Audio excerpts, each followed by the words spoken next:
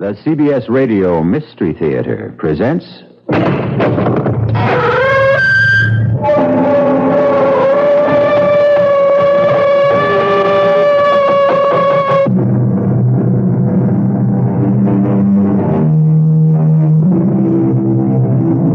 Come in. Welcome. I'm E.G. Marshall.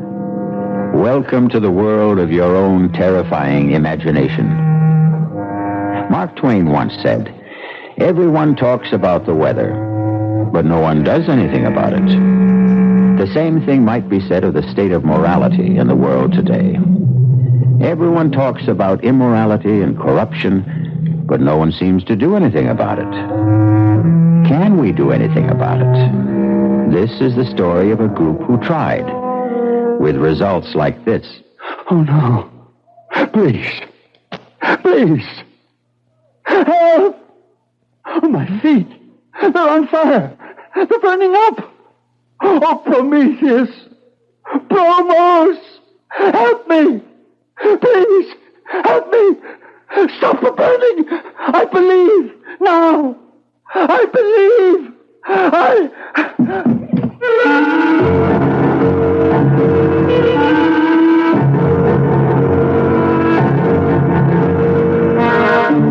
Our mystery drama, Ordeal by Fire, was written especially for the Mystery Theater by Murray Burnett and stars Mandel Kramer and Julie Newmar. It is sponsored in part by the Kellogg Company, makers of Kellogg's Special K cereal. I'll be back shortly with Act One.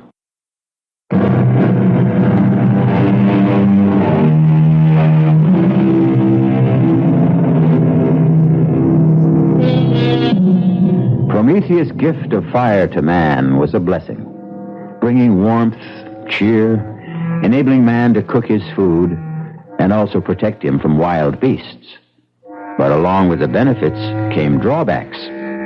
Fire proved to be destructive, and sometimes deadly, and man used it often to destroy. Thus was born the warning, "Don't play with fire." However, those who created one warning didn't follow their own advice, and they inevitably learned that they should have. Bob! Bob! Over here! Ava, I wired you not to meet me at the plane. I had to. Bob, I'm so glad you're here. Darling. I've missed you. Me too, darling.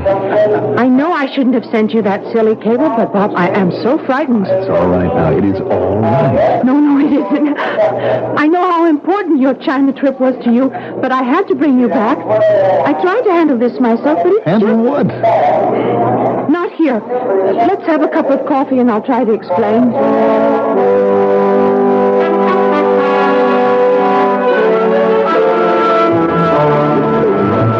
I just don't understand. What's your father afraid of? I don't know, and he won't tell me. That's why I sent for you, Bob. Maybe he'll talk to you. You know, darling, if you were anyone else except the level-headed, beautiful girl that I'm going to marry, I'd say this whole thing was nonsense. You won't say it after you see Dad. You won't recognize him. Why, you mean he's changed physically? Not so much in appearance, but in his attitude. You know the way Dad was completely self-assured, positive. Yes, and sometimes wrong. Of course, who isn't? But you don't get to be the head of one of the largest corporations in the country by running scared. And, Bob, believe me, Dad's terrified. Can you picture Vern Marcus scared?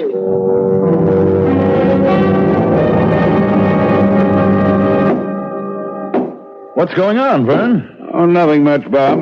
Just having my study remodeled. It looks like you're making it into a bank vault. You going to store your money here? What brings you back to the States? I thought you planned to stay in China 2 months. You're the reason I'm here, Vern. You've evidently been allowing Ava to fill your head with a lot of nonsense. Nonsense? Well, I don't know what she told you, She didn't tell me that you were turning your study into a fortress or electrifying the fence around the house, but she told me enough to convince me that I was right to come back. What's frightening you, Vern? Now, leave me alone. Just leave me be, that's all. Is that too much? Much too much. Stop thinking about yourself and think of what you're doing to Ava. Ava has nothing to do with this. No? How would you feel if your daughter built herself a fortress and locked herself in, turning from an outgoing, beautiful girl to a frightened, petulant child, asking only to be left alone? Would you try to help? All right, Bob. You win. One promise. You mustn't tell Ava. But she's frantic with worry. I have to tell her something. No. At least let me tell her that you've confided in me. That will help. That's all you'll tell her? You promise? I promise. All right. My telling you isn't going to do any good. I'm caught, that's all. Caught? By what? The Promethean Society. What's that? It's a small, secret society dedicated to doing something about the lack of morality in the world today. All right, but what do you mean you're caught? I have 1 week to give the leader of the society, a man who calls himself Promos, $1 million. For what? Well, ostensibly to spread the message of the society. Well, what kind of work do they do that takes $1 million? A public relations campaign. Newspaper advertising, television, radio. There are even discussions of making a motion picture, and that takes money. Well, I don't see the problem, Vern. If you really feel that this is worthwhile, you make the contribution. If you don't, you tell them you won't go along. I'm afraid that's not possible. Oh, come on, Vern. What are they going to do if you say no? Rather than tell you, I'll show you. Timmy, Bob Steele remembers you. I'm sure you remember him. Sure. I remember, Bob. How are you? Well, I'm fine, but what are you doing in the wheelchair? Learning how to operate the darn thing. I can move it pretty good. It's the brakes that bother me. Oh, watch it. That's all right. I've got you. Oh, thanks. Now, Vern, what brings you here? Actually, it was Bob. Bob? What can I do for you? Well, Vern seems to be passing the buck. I'm trying to find out what's got him so uptight, and he told me that... What have you done, Vern? What have you told him? Well, nothing yet. You see, Ava cabled me in China because she was so worried, and I came back to try to help. How much have you told him, Vern? Well, about our joining the Promethean Society, and that they've asked me for $1 million in contributions, and they asked you for half that, and you didn't pay. Well, Bob wanted to know what happened to you, so I brought him here to show you. You want to see what happened to me, Bob? Unwrap the blankets around my legs. What? Do as he says. And look at his feet. Good Lord. What happened? 3rd-degree burns. The doctor tells me scar tissue will take about 6 months to form. Oh. Then I can start to learn to walk again. How did it happen? Well, I was here, in my house. One day, my feet just burned up. Tell him, Timmy. That day was just 2 days after you refused to contribute the $500,000 that Promos had requested. Ava, darling, get off my back. Oh, Bob, what's happening to us? Why are we so ugly to each other? Because something pretty ugly is going on. And you don't think I'm old enough to be let in on it? Look, I've already explained to you that I gave your dad my word. But at least tell me how you're going to help him. Will you be satisfied with that? I guess I'll have to be. All right. You remember me telling you about a buddy of mine in Vietnam? I think so. His name was Brian. Brian? Yes, Brian Casey. He went from Marine Sniper Scout to the Chemical Warfare Branch, and now he runs a private detective agency. Now, he should be here in 5 minutes. Wish us luck. I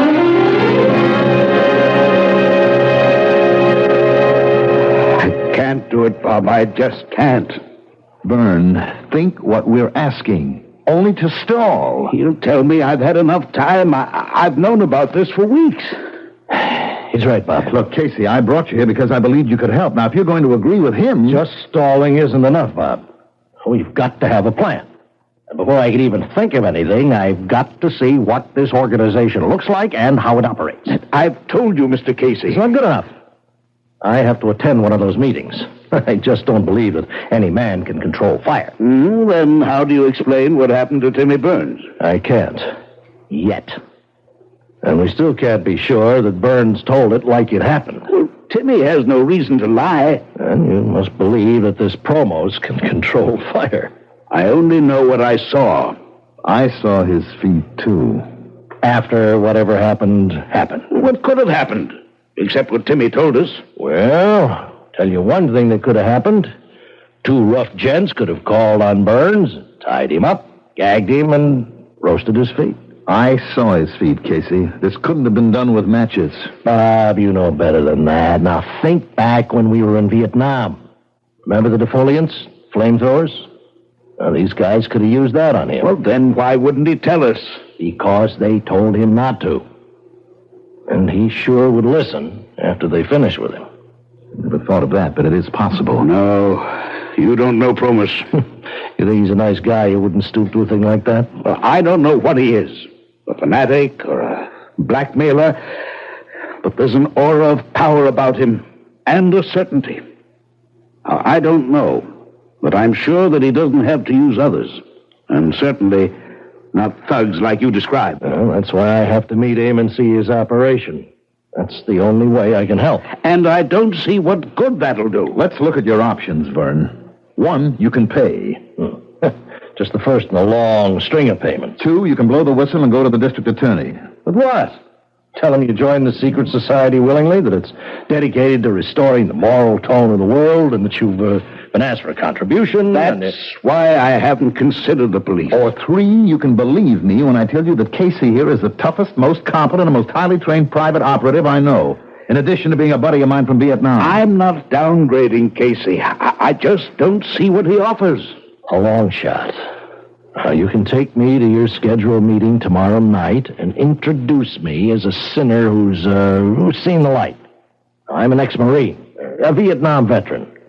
Well, I made a bundle in the black market, and now I want to give some of it to the Promethean Society to make the world a better place. But I want to see before I give. And the reason you don't have the $1 million is that you wanted Promos approval to allow me to chip in with you. That makes sense, Vern. And if Promos doesn't go for it, or I come up with nothing, you can always pay.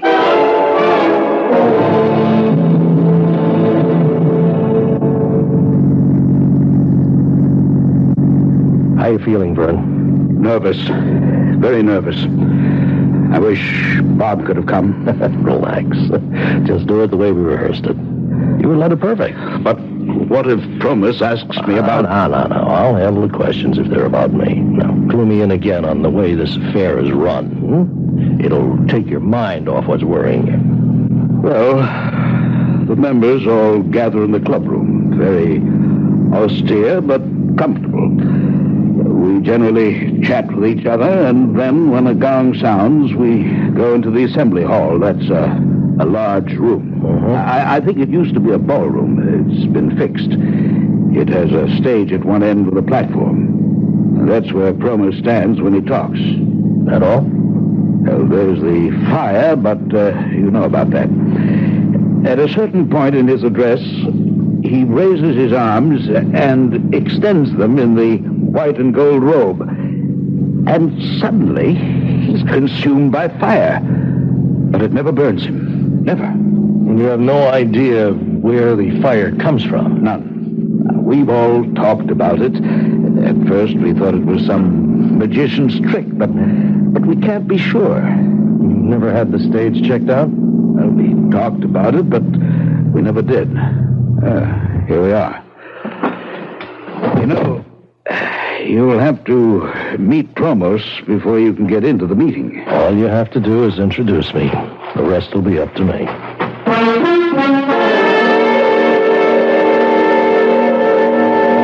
So, you would like to join the Prometheans, Mr. Casey? Well, that's why I'm here.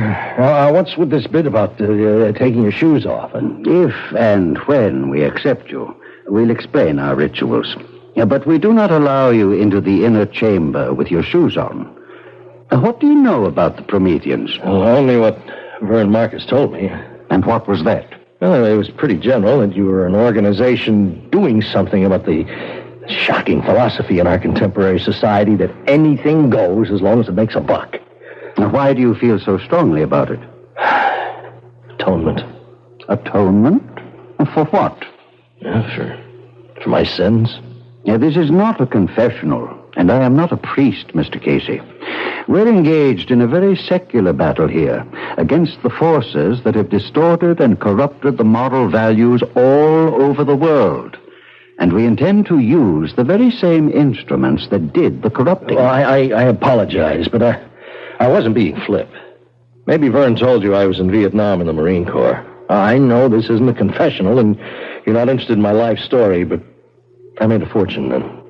Opium? No, not quite that bad. Black market. I sold everything I get my hands on. Yes. Well, while I'm greatly flattered that you want to join the Promethean Society, I'm sure you're unaware of our admission procedures. We have always selected our members, and only because of Vernon Marcus's stature and the substantial contribution he's making to the society did I consent to see you this evening. Now, wait a minute. Much as I sympathize with people like you, you're not the type of member we seek. Up until 5 minutes ago, I thought your organization was doing something, but now I think different. Now, what do you think now, Mr. Casey? I think maybe you are money hungry like I was in Vietnam, and you want to stick Marcus for the $1 million and figure on picking up another $500,000 for me later on. If that's what you think, Mr. Casey, I'd be delighted if you'd stay for the meeting. You mean that? I never say anything I don't mean.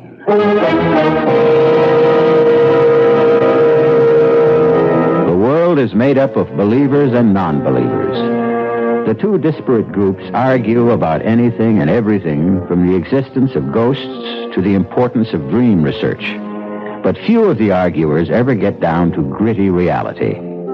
In just a moment, Brian Casey will see for himself the existence and power of Promethean fire as controlled by Promos when we return with Act Two.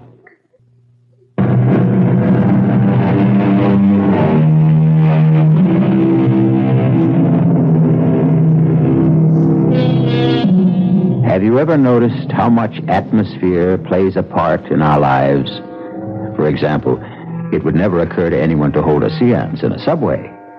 And although the Promethean Society did not feature ghostly voices and trumpets and tambourines, its inner room or shrine was austere and impressive, with straight-backed chairs and organ music setting the proper atmosphere. The only light came from 2 flaming braziers on either wall.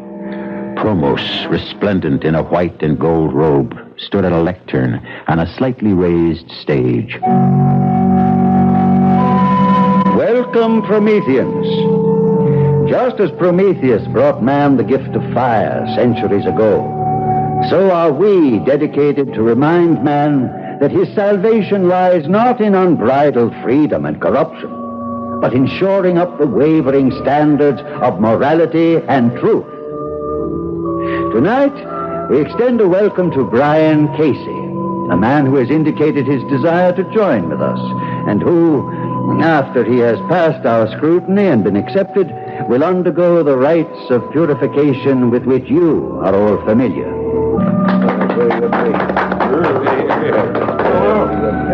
You have a question, Mr. Johnson? I do. As everybody here knows, I'm a businessman, and like everyone here, I joined the society with very high hopes. Yes, Mr. Johnson. Well, put it bluntly, hopes haven't been realized. Could you be more specific? Well, we all know it takes money to mount a campaign of the proportions you outlined to us, and we all contributed at the onset. Now, some of us have made further and exceedingly generous contributions, and I still haven't seen anything that, in a business sense, would justify these outlays. You are asking for an accounting? Well, I'm asking for some sort of indication that something's being done. You ask for a sign, a hopeful sign, which you expect to find on the page of a ledger. No. And you shall have it. Deucalion, bring Mr. Johnson the ledger. No, I didn't mean to imply that... Hand it to him, Deucalion. Look, Promos, I didn't mean to upset you. I only asked, as any businessman would ask, to get some idea of where the money... Take it. Well, now, look, this is ridiculous. Do you want me to look at it now? Yes, take the ledger. And now, Prometheus, O fire-bringer, give our friend a sign. A sign, O fire-bringer, a sign. The ledger's on fire. Drop it, Johnson, drop it. Fear not, fear not. We are all safe. None of us has transgressed. I now call upon Prometheus for another sign. A sign directly for me. Watch now, Casey. Watch. You see, Casey? The man's a sheet of flame. He should be burned alive. But he'll emerge unharmed when the flames die down. It's a miracle, Casey. It's impressive. But I don't believe in miracles.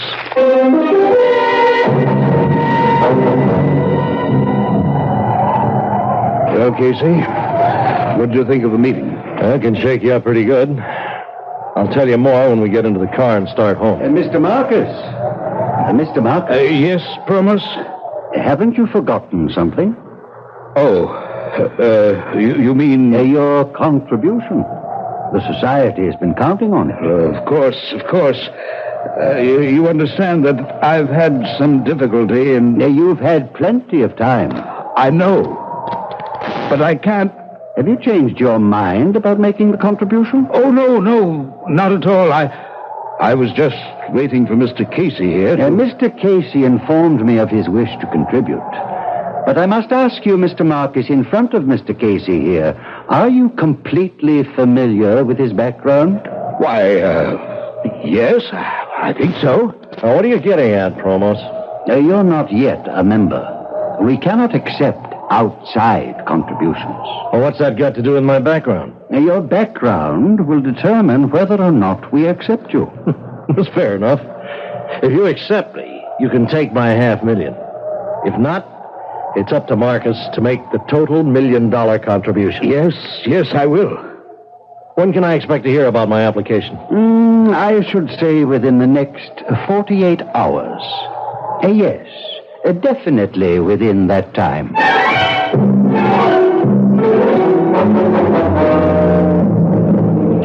Well, now that we're back home, Casey, what do you think? 40 is a $4 bill. Well, what do we do? Blow the whistle, Bob. Go to the DA. Raid the joint. I guarantee you'll find all sorts of gimmicks that produce the fire Promos uses. You're being blackmailed. You don't want to give the Promethean Society $1 million, do you? No. Yeah, but you're afraid that if you don't... Stop right there. Now, you saw what happened to Timmy Burns. That's what I'm afraid of. Do you have any explanation as to how Timmy's feet were so badly burned? Oh, not at the moment. I thought I did when we were made to bathe our feet in water at the purification rites, but my theory was wrong. What did you think it was? I thought, Bob, there might be some delayed action chemical in the water which might have caused the burns. But I checked my feet after I got home. Nothing. Just plain water.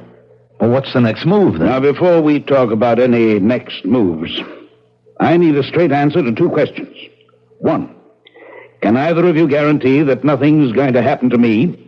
Two, if we call in the police, can they give me the same guarantee? The answer to both questions must be no. Casey, thank you for your trouble. I'll send you a check. It's been nice to meet you. Goodbye. Now, wait a minute, Vern. You haven't heard... I've heard all I need to. If it's not your skin that's in danger of being charred, neither of you have anything to risk.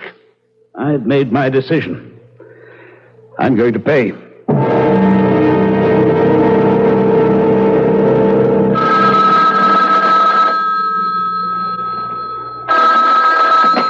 Casey Associates. Ah, Mr. Casey. How fortunate I reached you so promptly. Who is this? You don't recognize the voice? Promos? Exactly. I don't suppose I have to spell out our decision on your application. I don't understand. Oh, come now, Mr. Casey. The little game is over. Since I've called you at your office, you must realize I know you're a private investigator. So? Well, surely you don't expect the Promethean Society to... I'm a private investigator. Now, does that make me a second-class citizen? If you've done any checking at all, you found out that I was in Vietnam and that the rest of what I told you is true. Please don't excite yourself, Mr. Casey. Private investigators are, by nature and profession, skeptics. Philosophically, you can't possibly be attuned to our lifestyle. Therefore, it's my irrevocable decision to refuse you membership. I called because I wanted to tell you this personally. Okay. It's your candy store. Not entirely, Mr. Casey. Although my instincts tell me you don't accept it, there is a god involved. You remember Prometheus? Look, Promos. I would like to hire you, Mr. Casey. What? You do undertake assignments that are of a protective nature? Yes, but It would be to our mutual advantage if you would. I have reason to believe that my life may be in danger.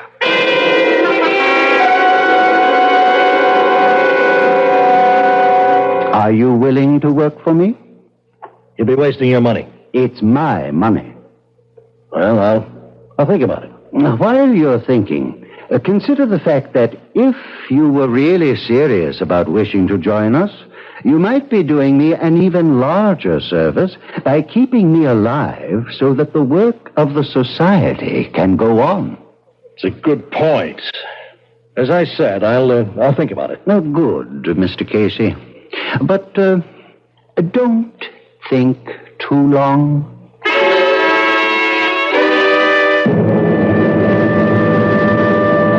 I'll tell you, Mr. Marcus, he's getting nervous. Otherwise, he'd never have tried to hire me.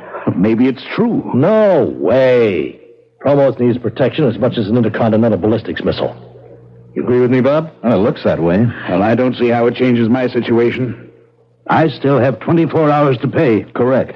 But if he's running scared, and it looks like he is, then he's got something to be scared about.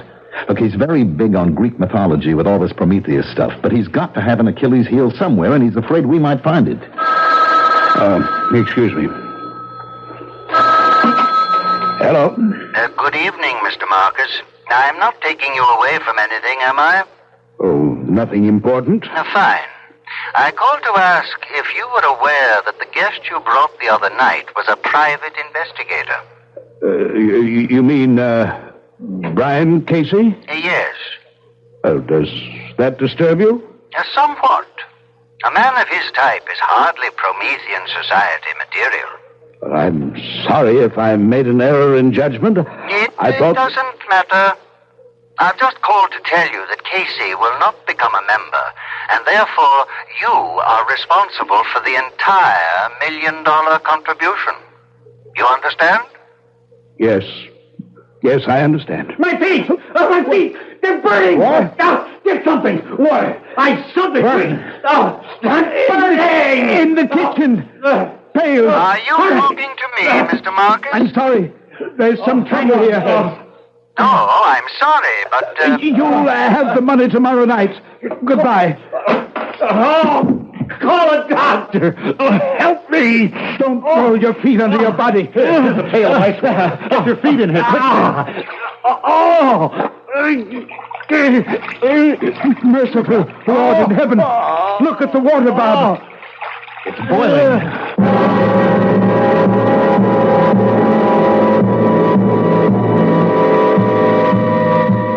What can turn a pail of ice water into a bubbling cauldron? Promos would say it's Promethean fire. What would you say?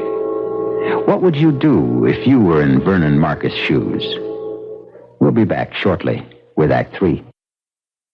This is WBBM Chicago. 34 degrees officially, 35 at the Lupin Lakefront.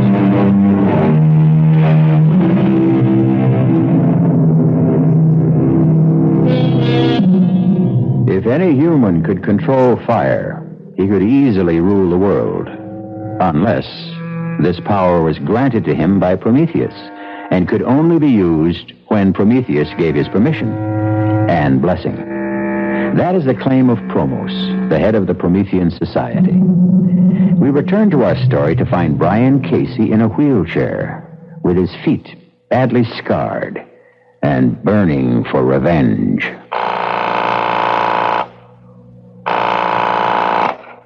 Hello? Bob? Casey, where are you? I'm at my office. But your feet... I'm in a wheelchair. Now, they tell me I'll be back walking in less than 3 months. You've got to do me a favor. Of course. When's the next meeting of the Promethean Society? Now, look, Casey, I don't want to interfere, but don't you think you ought to lay off now? Tell me. Then I'll ask you the favor. The next meeting is this Friday night. Did Marcus pay the $1 million? He's handing it over tonight. Where? Well, I don't know, but... Listen closely. I want you to persuade Marcus to invite Promos to a big shindig at his house tonight. I don't know whether... It shouldn't be too hard, but it's vital. Now, why wouldn't a guy come to a party to pick up $1 million? Casey, you ought to know better than anyone that Promos isn't just a guy. We both know he likes money. Marcus can say that he wants to make a big publicity deal out of the party. There'll be a lot of tycoons there. It'll be an opportunity for Promos to meet them. Some of them should be interested in the Promethean Society. And think of the impression it'll make when Marcus hands over the $1 million. Well, it's a point. It'll work. And think of the impression Promos will make when he shows up in his robes.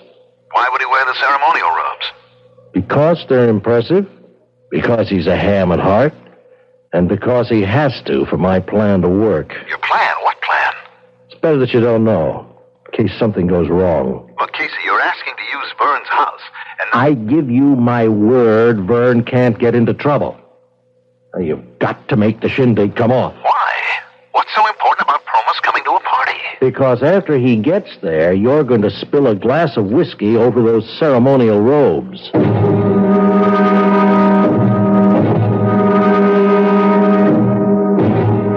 You've reached 518-8028. If that's the number you want, you'll know I never talk on the phone. You got 40 seconds to state your name and business after you hear the beep. This is Casey. I need you for 2 jobs at the same place. Now, we never play games, Whitey. This one's rough. It can go all the way. But it's important to me. Now, I'd have come personally to talk to you, but I'm in a wheelchair. I need you, Whitey. Well, I hope you have good news for me, Bob. I did what you wanted. Promos is coming? Yes. It was easier than I thought. How'd you bring him around? I told him we owed you a favor. If this works, you'll be doing yourself a favor. Look, you were kidding about me spilling a drink over Promos, weren't you? I've never been more serious in my life. If you don't do that, there's no point to the party. Oh, what in the world is... Be clumsy, a little bump, and there goes the drink all over his robes. Now, you're terribly apologetic. Insist on having them clean for him. You can improvise the routine. Yeah, I guess. You still want me flying blind, huh? Until Thursday. There's a second part to this operation that has to come off before we stand a prayer. I'll see you back here Thursday at 4.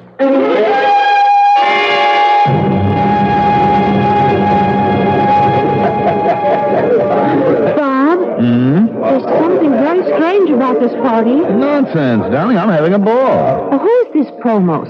Oh, he's quite a guy. Does he have anything to do There with... you are, darling, enjoying the party? Oh, excuse me, Vern. David, you want a drink? No, thank you. And you don't need another either. Honey, we're not married yet. Dad, Yes? I want to talk to you about this party. Later, dear, after it's over. Where did you meet this man, Promos? Now, please, this isn't the time to... Well, he's the one who's been giving you the trouble, isn't he? I've told you, Avi, this is the wrong time for me to explain. You'll tell me later? If I can. Ava, darling, you don't know what you're missing. This bartender really knows how to mix a drink. Why would Dad give this man $1 million? Probably because he believes in the Promethean Society. Ridiculous. Don't say that until you've met Promos. He's impressive. He's a creep. Come on, let's go over. I'll introduce you. You may change your mind. Promos. Ah, Mr. Steele. And this, I take it, is your bride-to-be. That's right. Ava Marcus. Delighted. And congratulations to you, Mr. Steele. Thank you. Oh, you're not drinking? Only wine. Excuse me now. Oh, please don't go yet, Promos. We haven't really had a chance to talk. What's up, Bob? Your glass? Oh, I'm so sorry. Clumsy fool. Bob, you spilled your I'm drink. terribly sorry. I don't know how that happened. Somebody must have pushed my arm. You did. Pushing it up to your mouth. Well, I'll have your robe cleaned, of course. No. No, thank you. Oh, I insist. It was an accident. There's no need to make a case out of it. It was my clumsiness. I'll have it cleaned and sent over to Society headquarters. I wouldn't think of it. Now, no offense, Mr. Steele, but this is a ceremonial robe, and I'll see to the cleaning myself. Right on time, Bob. Come on, sit down. How are you feeling? Coming along. You managed to spill the drink over the robe? Yes. How did he react? Well, he blew up, naturally. I offered to have the robe cleaned. And he wouldn't allow it, huh? How did you know? Because he's not about to let that robe out of his hands. You think he's gimmicked the robe? I think I figured the answer to a lot of his tricks. You remember the ledger that burned up in Johnson's hands? Sure. Provost has definitely had experience with chemicals and combustibles. He's come up with some special ways to use them. Now, that ledger was treated with an unusual substance that would ignite when touched with the heat of a human hand. Yes, but the guy who brought it to him, Deucalion or something. He was wearing gloves. Are you sure? Well, I'm sure about the gloves. The rest is an educated guess. I learned a lot about chemicals in Vietnam. Well, how does the robe come into it? I just finished looking over Promo's ceremonial robe. How'd you get it? Remember Whitey Phillips? Where did you find Whitey? He's got a locksmith business. I can't believe it. Forgive me for laughing, but that slick crook, a locksmith, is just too much. Well, it's a perfect business for Whitey. Now, he was here 10 minutes ago. He brought me Promo's ceremonial robe. You've got to be kidding. Whitey stole it? No, not the robe you stained. I told him to lift the clean one. Wait a minute. How did you know there was another one? Well, there'd have to be two robes in case one went out of commission. Uh-huh. And what did you discover when you examined the robe? What I suspected. It was treated with some kind of flame retardant. Well, would that protect his face? I mean, Vern told me he doesn't wear a mask or anything like that. I know. I've wondered about that, too. Now, those flames leap all over. Now, if he had something that blew strong enough to keep the flames from his face... Well, that's pretty risky, isn't it? He's playing for big stakes. Casey, you're obviously convinced that the man is a phony. Don't tell me he's got you believing that Prometheus stuff, too. I can't figure him. Look, he wanted to hire you to protect him. All part of the game. He had to get me out to his place so he could fix my shoes. What? The fire that burned me started in my shoes, not in my feet. He made me take my shoes off before I went into his office. Then he must have had the shoe treated with phosphor or some other of these chemicals that ignite under heat. Well, like he did with the ledger. The heat of my body touched off the shoes. That's the same thing he did to Timmy Burns. I think so. Well, what are you going to do? Fight fire with fire?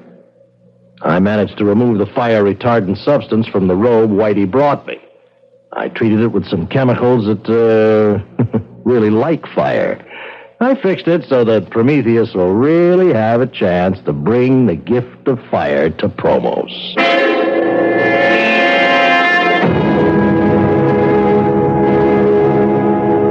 Whitey made it. Are you sure? Why shouldn't I be? Byrne just heard that tonight's meeting has been called off. Any reason given? No. Another date set? Indefinitely postponed. Now, do you think maybe Promos suspects something? I know we've got to trust Whitey. Why would Promos call off the meeting? Well, maybe he's packing in the entire operation. With Marcus Million, he may figure he's had it. Now, that leaves us up the creek. Only one option. We have got to get that meeting rescheduled.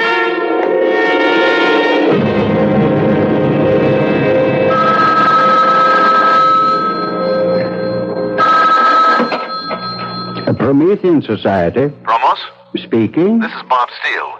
Look, I don't know whether you even want to talk to me because of the way I behaved at the party. Accidents can happen, Mr. Steele. Well, I called because I heard that tonight's meeting had been called off. Yes? And no date had been set for another? Now, that is correct. Oh. Well, I guess that's that then. Mr. Steele, would you mind telling me what you're obviously trying to tell me? Well, it probably wouldn't mean much to you anyway. It was only a small contribution. Contribution? From whom? From the group that I represent. You probably don't know them, but we're setting up an import-export business with China, and I talked to them about the society and you, and of course I could only tell them what Byrne had told me, but they were very impressed. And what has all this got to do with tonight's meeting? Well, it was kind of a wild idea to start. Without meaning any offense, Mr. Steele, I find it extremely difficult to follow what you're saying. Well, I apologize. I guess it's because of that spilled drink. I still feel embarrassed. I think I ought to just forget the whole thing and return the briefcase with their money. I think it would be a lot better and clear up a confusing situation if you came here and told me just what you have in mind. I'm sorry I took so much of your time, Promos, but I'm sure you understand how my group feels. I'll just take the $50,000 back and explain to them that I couldn't witness a demonstration. You are always apologizing for the wrong things, Mr. Steele. First you spill your drink on me. Now you say you're sorry for taking my time when I asked you to come here.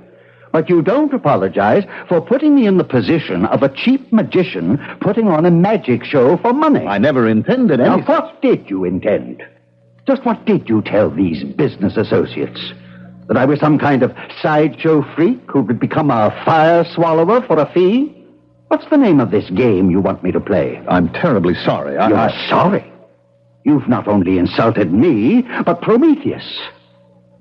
Well, I guess there's nothing for me to say. Oh, yes, there is. I'll give you something to say. Go back to your associates and your father-in-law and tell them they can come tonight and see Promos and the Promethean fire.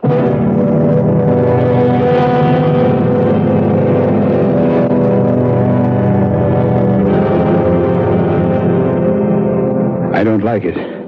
What's going to happen? At this point, I don't know. Well, what did Casey say when you told him how Promos reacted? Good evening. I will extend no welcome to those of you who have come tonight, not because you believe in a cause, but out of curiosity. I don't like this, Bob. Tonight, will you have the courage to face Prometheus, as I do?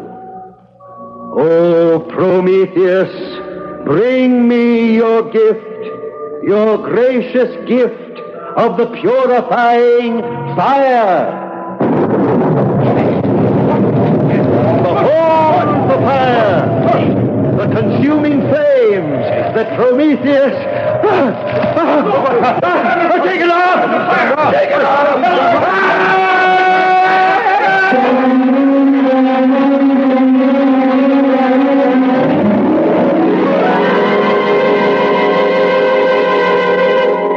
Those who live by the sword die by the sword. The man who called himself Promos, who lived by fire, died by fire. A flaming, horrible death. A warning to whom? To criminals, and perhaps a warning from Prometheus not to misuse the gift he brought mankind. I'll be back shortly.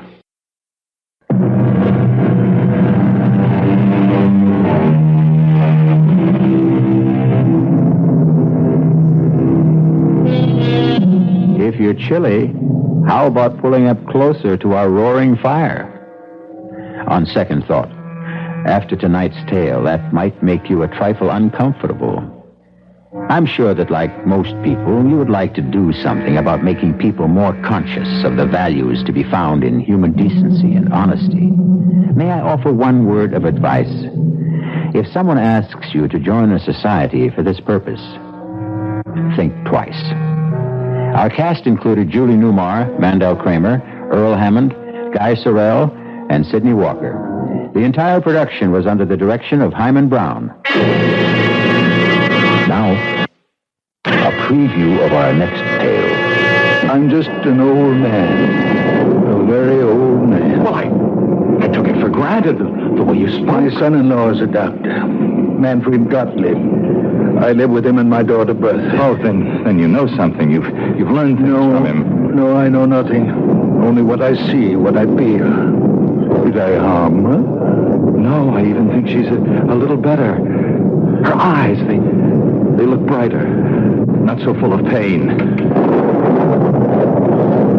You did nothing but touch her. Stroke her a little and talk to her. Let me look at your hands. Now they're just hands. What should they be? Well, your hands are warm. On a night like this, more than warm. Hot. Very hot, as though they were burning from inside. Radio Mystery Theater was sponsored in part by Anheuser-Busch Incorporated, brewers of Budweiser. This is E.G. Marshall inviting you to return to our Mystery Theater for another adventure in the macabre. Until next time, pleasant dreams.